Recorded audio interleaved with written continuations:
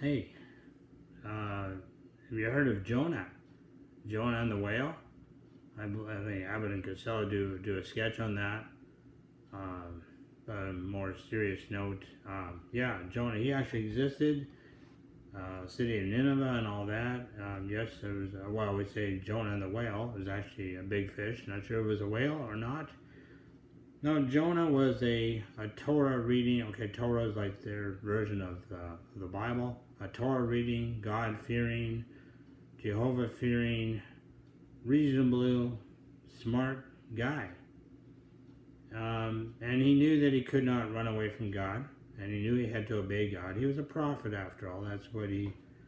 I don't know. He get paid. I guess he was non-profit prophet. I don't know. I don't think he got paid. It was volunteer. So he's just minding his own prophet office one day, his tent, and God says, Jonah, go to Nineveh. So Jonah says, no, I'm not going. Those people in Nineveh are wicked. I don't want to go. They don't deserve God's mercy. I'm not going to go. I'm going to go the other way. So he ran away. He knew better. He knew he could not run from God. You and I cannot run from God. God's presence is there. But Jonah thought I guess he thought the scripture didn't apply to him, so he ran away, got in a ship, and went the opposite direction. And God wasn't going to let him go with that. He sent a storm. It scared the bejeebies or the willies or whatever out of the other sailors. Now, Jonah foolishly had boasted, perhaps. He said, hey, I'm running away from God. I'm a Hebrew, and I fear the living God and made the sea and the dry land.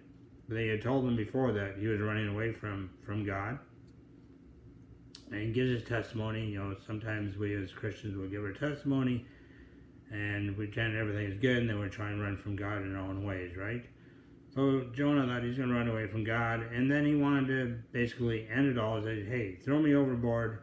And sure enough, the storm is quiet, but God had prepared a great fish, or a whale, if you'd like, and zoned in on Jonah, pardon me, and swallowed Jonah. And we'll read later in Jonah about a fish with indigestion, but we'll leave Jonah in the belly of the whale for now, or the belly of the fish. And yeah, hope you enjoyed that.